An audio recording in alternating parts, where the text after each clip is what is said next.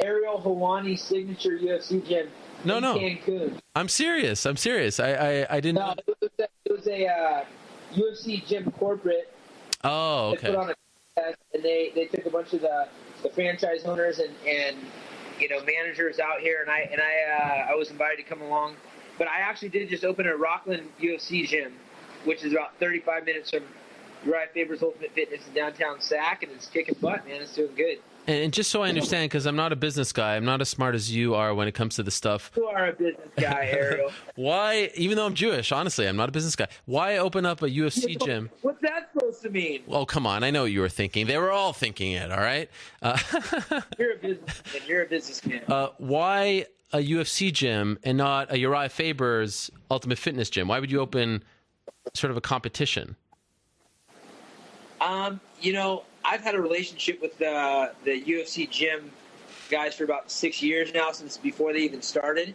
And I own just a small piece of the UFC gym out in Rockland. Oh, okay. And it's not a conflict. There's no actual sparring that's allowed there. It's a real fitness based and about learning, and it's a different look than our team. And they've actually been a huge support system in our next gym, the Uriah Faber Ultimate Fitness Gym, in our new location that we're working on, as far as, kind of mentors for getting that thing cooking. So they've been a real ally, and it's about 35 minutes away. Okay. So it's just a different gig. Team Alpha Male lives out of Uriah Faber's Ultimate Fitness. We're moving into a massive new facility. It's going to be pretty awesome.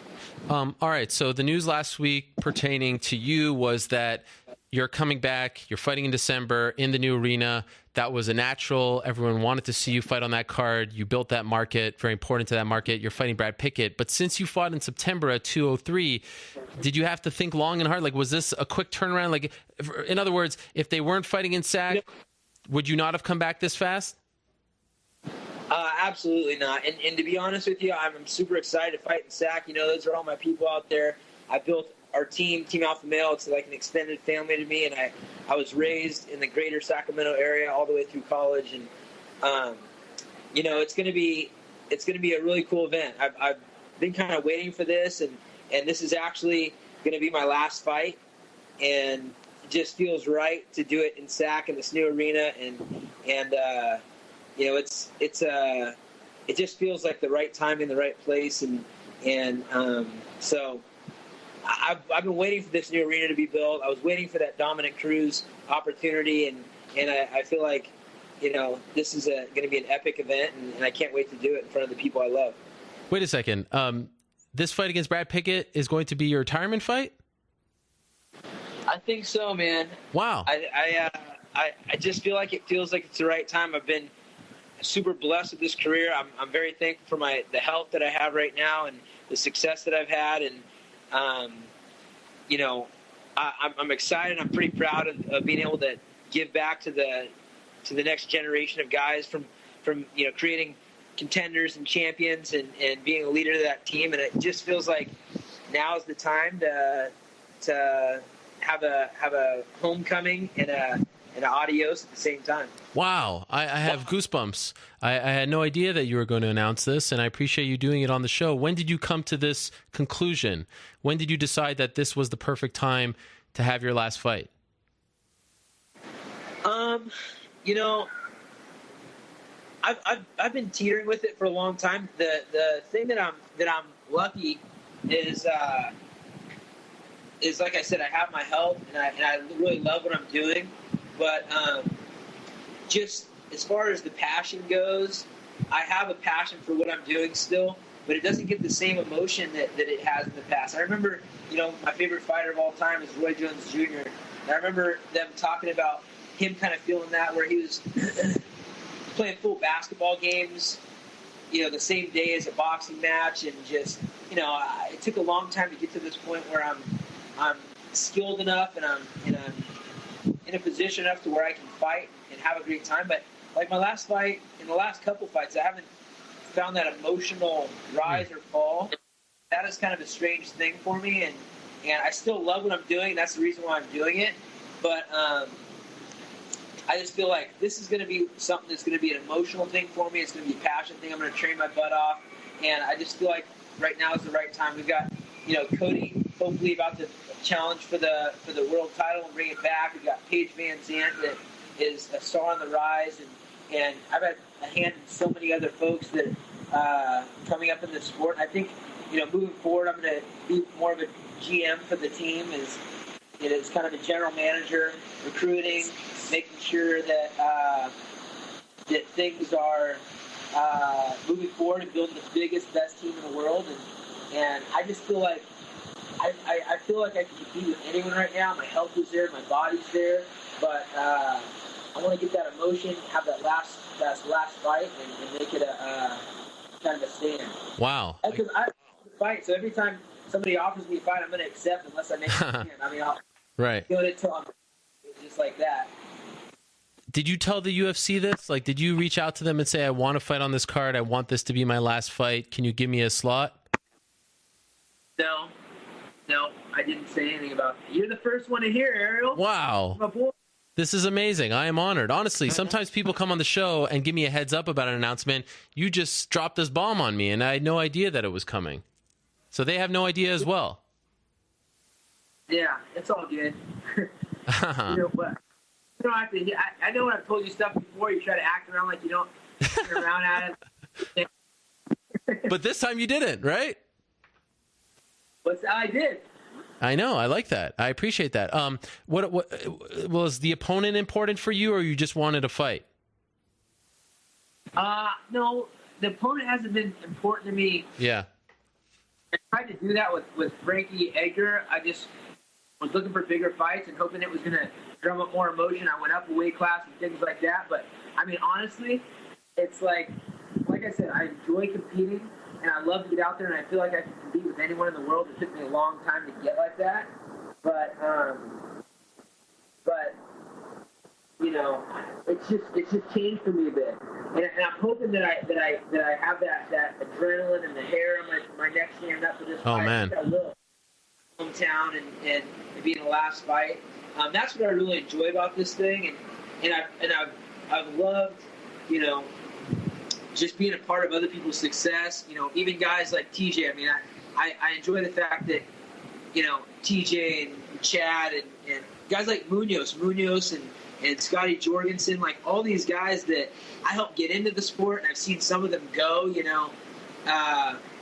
I don't know. It's just I feel like it's kind of like a perfect time for me to make an exit and work on building this team. I have some entertainment stuff I've been working on, shows and some movie stuff. I've got business stuff that I've been working on, but I'm most excited about growing the next generation of fighters, bringing multiple belts back to the Sacramento area, and I want to go out with a massive win and against a great opponent and do it in my hometown. What was it like for you as you walked back to the locker room after the fight against Jimmy Rivera, UFC 203? Like, were you starting to think, okay, this is, the second to last one? I know that Sacramento card is coming up. Because I remember looking at you. I actually made it a point to come sit on press row for that fight because I always feel like it's a special thing to watch you fight. I was in the back up until that point, and I remember trying to, read your frustration. You seemed obviously disappointed you lost, but were you starting to think those things even that night as well? No, not necessarily. I think that fight was kind of a weird one for me. I feel like I knew it was going to be a tough fight because he's not offensively he stays pretty closed up. It was hard to find openings, but I feel like we could have used 2 or 3 more rounds in that fight. Yeah. I don't know if either of us was fatigued, that either of us had really, even barely got started. So, it was kind of a weird feeling. It was anticlimactic, and it wasn't like a real. I didn't feel like I got beat up. I didn't beat anyone up. It was like I barely got started in that fight, so I wasn't thinking about that. No. Any regrets? No, I don't have any regrets. No regrets. Yeah, that's right. I remember that. You don't strike me as the kind of guy to have regrets, but of course, I'd be remiss if I don't ask you about the UFC belt. Does that bother you at all that you never got the actual UFC title? I know you were the king for so long, WEC, and those that don't recognize that are fooling themselves. We all know what it meant to be the WEC champion, but does it bother you? Do you think it will bother you one day that you didn't get that actual physical UFC title? No, absolutely not. I mean, to be honest, I was 32 years old when the UFC brought my weight class into the division. Yeah. And I actually thought I won that fight. It was a very close fight with Dominic Cruz. Depending on who's judging by what, I feel like, I very easily could make a case for me winning that fight. But, at 32, they introduced my weight class for the first time for the UFC. It was the same owners. It was Dana and Lorenzo and Bert and everybody involved in I was cased to me as being the champion of the world and all the best fighters. I mean, at that time it was Aldo and Pettis and on and Demetrius and all these guys, Vincent Henderson. Those guys were all part of that group. So Cowboy and the list goes on. I mean, I'm not fooled about. I mean, I've had 14 years in this sport, and my entire career has been at the top. I've had title shots. I've held the title for years and years. I don't live about what somebody calls something. I know what it was. And, right. And I think for me, it's I'm just a very thankful guy, man. I really am. Yeah, never a serious injury, right? Not one serious injury. Wow. I've never been unconscious in my entire career. I've been wobbled a couple times, but I've never been knocked unconscious in practice or in a fight. I'm knocking on wood right now. Yes. I bet Brad Pitt's a big hitter. In any way, shape, or form, I feel like my mind and my body, I feel like I'm in better shape or just as good a shape as I've ever been, and I want to continue with that. I'm going to stay competing in something. I'm going to stay training every day. I'm going to stay sharp because that's what I love to do. But I have a lot of interests, a lot of passions that can kind of distract me from time to time. And I've been lucky enough to be dedicated to a sport to where I've reached a point where I can do, I could do 10 rounds with anyone in the world, I feel like, and it's not a difficult thing. So, I fought everybody in this sport. So, I don't know. I'm excited for the next generation. I'm excited to grow this team. I'm excited to get into entertainment, into build business, and everything else. And I feel like it's just the right time. And I'm super thankful for my relationships with the WC and the UFC. Dana and Lorenzo, they've always been so good to me. And I'm just thankful, and I want to go out feeling good and have an amazing fight and go to the next chapter. Selfishly, I must say there's mixed emotions right now because I think there's nothing cooler in combat sports than when an athlete who is healthy knows when to say when, walks away on his own terms, doesn't get released and have to fight elsewhere, and it's kind of a shell of himself. But you sort of represent an era in mixed martial arts to me, and it will be sad to see you go, but I'm happy that it's, again, your decision, your terms, you said it, and no one else is telling you, no one else is pushing you out. So I think that's very commendable. Well, thank you. I'm just doing what I want. Yeah, I appreciate that. What have been announced about? I've been in Mexico for a week, so I don't know what's going on. Has Cruz's next opponent been announced? Well, I reported it on Thursday. It hasn't been announced. I don't know why it hasn't been announced, but according to my very good sources, I'm told that it is Cruz versus Garbrandt, December 30th, UFC 207. Are you hearing the same, Urijah? I have heard some rumors about that, but we're not sure. I've heard a lot of rumors, all sorts of rumors. Sure. About a bunch of. But it's exciting for me, to think about that and to think about the future of the team in general. Like I said, we're just revamping. I'm going to be acting kind of as of course I have value as a coach, but I think that's a big commitment, and our coaching staff is doing amazing right now. Yeah. All guys up of our team. And I'm excited to get that belt back to Sacramento and help with this next generation. I believe Josh Emmett and Paige Van Zandt are on the card also in Sac, and hopefully we get Feely or a couple more guys. I'd like to get Alex Sandoval on the map there, and it's going to be a massive event, man. And I'm enjoying the build up already. I'm on vacation, but vacation for me is an active thing. I'm in the ocean like hours upon hours and running around exploring and things like that. So I'm happy to get back and have my last killer training camp with the best team in the world and go out in my city and end on a high note, get a big win and build the next generation, man. What a beautiful thing. And you get to do it at that new arena. Let me ask you this before I let you go, and maybe December 17th will top them all. But as of right now, best moment of your career, what was the high moment? The one that when you think back, wow, it was never more fun than that night. I feel like I have a guess, but I'd love to hear it from you. I think it's going to be this last one. Oh, wow. That is beautiful, man. Giving me goosebumps. I think it'll be this last one. Okay, up until this point, is it the Jens Pulver fight?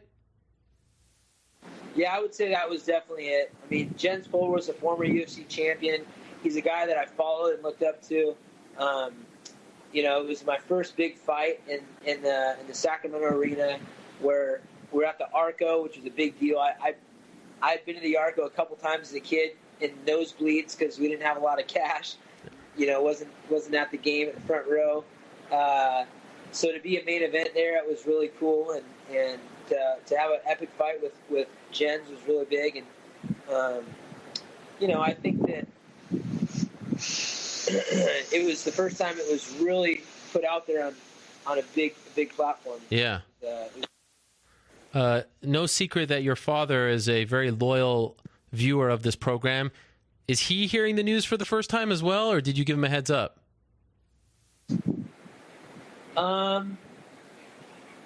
I've talked to I see my dad every day, man. Okay. He's at Faber Construction. We're kicking butt right now. We're new gym and building houses and all that good stuff. So I talk to him on the regular on the construction front, and he won't stop. I mean, he's worse than you asking questions. I have to cut him off. I will. He knows what's coming. I didn't tell him. I didn't tell anyone I was officially gonna talk about this on this show or anything. It was kind of a last minute decision. Wow. That's it.